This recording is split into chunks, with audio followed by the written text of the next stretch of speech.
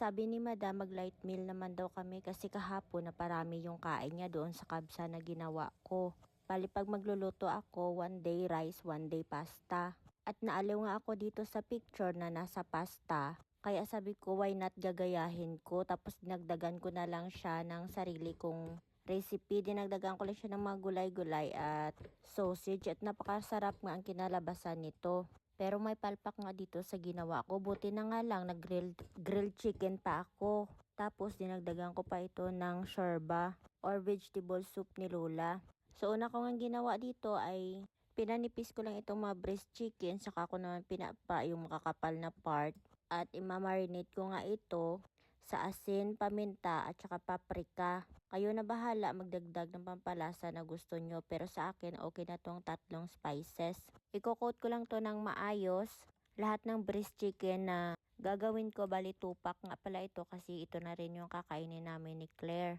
Minarinate ko lang to lahat-lahat at imamarinate ko nga ito ng mga 30 minutes. Dinagdagan ko pala yan ng oil. Konti lang at ililive ko muna yan ng 30 minutes. Saka naman ako dito magpe-prepare ng laham at gagawin ko nga itong soup. Dadagdagan ko lang ito ng mga vegetables na available dito sa bahay. Kinat ko lang siya ng maliliit tapos kinuha ko lang yung mga taba-taba kasi ayaw ni Lola yan at hinugasan ko ng maayos. Sa malinis na kaldero, dinagdagan ko lang yan siya ng tubig tapos pakukuluan ko lang ng mga 1 oras hanggang sa lumambot nga itong mga karne. Pero bago nga yan ay dinagdagan ko muna ito ng pampalasang turmeric powder, asin, tsaka paminta at dinagdagan ko na rin ng kamatis, sibuyas at tsaka bawang. Saka ko naman ito nga pakukuluan. Nagdagdag pa pala ako dito ng Knorr cubes at isa-set aside ko muna yan kasi palalambutin natin dyan.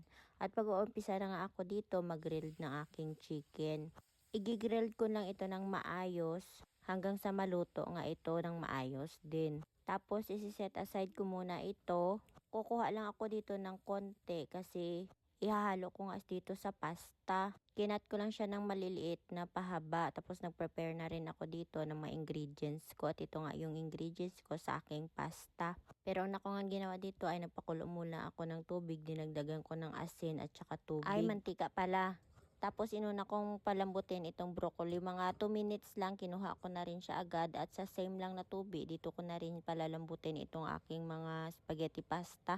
Habang nagpapakulo ako dito ng spaghetti pasta ay magigisa na rin ako dito ng bawang. Ipapa-golden brown ko lang ito. Saka ko naman sinunod itong sausage. At dito nga ako nagkamali kasi hindi pala kumakain si amo ng sausage. Pero sarap na sarap nga dito yung alaga ako. Sabi niya next time wag mong dagdagan ng sausage kasi hindi ko siya gusto. Ayaw niya daw sa sausage. Nagdagdag pala ako dito ng cherry tomato. Ginisa ko lang na maayos. Saka ko naman dinagdag ang broccoli. At dinagdagan ko lang yan ng pampalasang asin at saka paminta. At nang lumambot na nga itong aking pasta ay nilagay ko na rin. Haluin lang natin siya ng maayos. Hanggang sa maghalo-halo lang siya at ito na nga yung kinalabasan niya. Masarap sana kaso lang ayaw ni amo sa sausage. Pero okay lang kasi naubos naman namin. So yun lang. Thank you for watching. Mama, chup chup.